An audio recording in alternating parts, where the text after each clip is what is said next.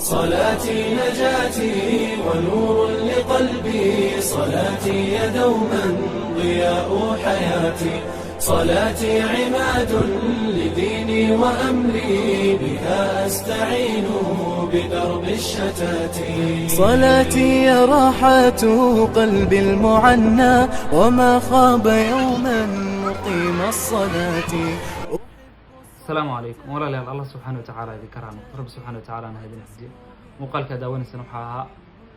المهد دكسي كبار دكتة المهد دكسي لبعض دكتة وقت هوري وح برشاد بلاوين ما شاء الله ما أنتم ميل ورأس بمريم رمتي سومالاي دتك اليوم المهد سويت شدان وح بري ماش أقول لسي قراع لي قدد الصينية بحياء معلمين تقرش كذا بحياء ودتك الصومالي عد كلام معهن عد كلام تأكل سنة منها رمتي وقتك استعقبتها نورش لكل مني إنسان يعني أن المهد برشاد كجرين caqabadaha noogu waaweyn waxay ahaayeen markii soo wajahana aragnay ilmo 7 bilood aan wax baraynay in waalidkii lagu leeyahay inaa hiblaayo kaam halkaas ku yaal ayaa cunto laga bixin doona kadibna ay labada tiir foqsanayso ilmaha wax barashadiisa ma dareynayso yani iyadu waxa u muuqato in kiiskaas ay soo qaadanayso maxay qofku u baahan yahay aslan maamadan xogaa inaan waxba nolosheedu waxba soo baran wadanka burburkiisa ku soo kartaa laga yaabo marka runtii dhibaatooyin badan baa jira si aan ku soo saarno marka ilmo tayo leh annaga waxaan rabnaa inaan soo saarno ilmo bahalkii wadaada yani ducaad inaan soo saarno dhaqaatiirta inaan soo saarno hogaamiyaasha inaan soo saarno kuwii beeraha inaan soo saarno kuwa IT inaan injineerada laamiyaasha noo dhisi lahaa marka si aan dadkaas ku harteeyo ku soo saarno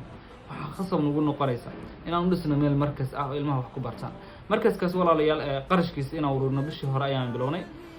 alxamdulillah meeshaan boosas ka gadayno markaas waxaan jecelnahay inaan anaga magaalada aan ka fogaan haddii magaalada xataa ka fogaano inaan laamiga aan ka fogaan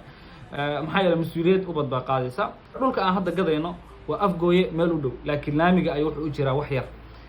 afgooye boosaskeedana sida loo cabiray injineer Talyaani ayaa cabiray waa 12 mitir lagu dhifto 12 mitir booski waa $500 walaalayaal alxamdulillah ilaa hadda waxaan haynaa 10 boos qarashkooda ayaan haynaa laakiin waxa u baahanaa walaalayaal ilaa 20 iyo ka badan ayaa u baahanahay maxaa yeelay dhowr boqol oo ilmood ayaa meesha iskugu imaanaya waxay u baahan yihiin qolalkii jiifsan lahaayeen fasalada wax ku baran lahaayeen masjidka ku tukan lahaayeen jikadii musqulihii meeshii ay ku nasan lahaayeen oo hawada ku qaadan lahaayeen goobihii ay ku ciyaari lahaayeen maxaa yeelay meel yariisu ciriiriya in ilmihii jeel ay ku jiraan ayay u maleynaa ilmaha annaga maskaxdiisa waxaan rabnaa in fresh ka dhigno si uu noqdo ilmo tayo leh biidnillah berrina aan dadku waalidka u soo saarno nagu garabsii hal ilmo Soomaali hadda wax bartid waxay la mid tahay adoo sameynay bulsho wanaagsan ilmaha hadduu wax baran berri wuxuu noqonayaa isbaaraysta laakiin hadduu maanta wax barto waxaa laga yaabaa inuu ka soo dhex baxo hogaamiyihii wadankan rabbi subxaanahu wa ta'aala sabab uga dhigi lahaa inuu bedelmo oo horumar noo horseedi lahaa saadaraadid walaalayaal nagu caawiyo Allah subxaanahu wa ta'aala idin karaal noqdo 10 boos waa hayna qarashko 10 kale ayaa noo dhiman booska waa $500 adiga $10 hadaa awoodid $1 hadaa awoodid $1 hadaa awoodid waxaad awoodid ayaa ka qayb qaadan kartaa maxaa yeelay sadaqa yaraan ma lahan walaalayaal marka insha Allah walaalayaal nagu garabsiyo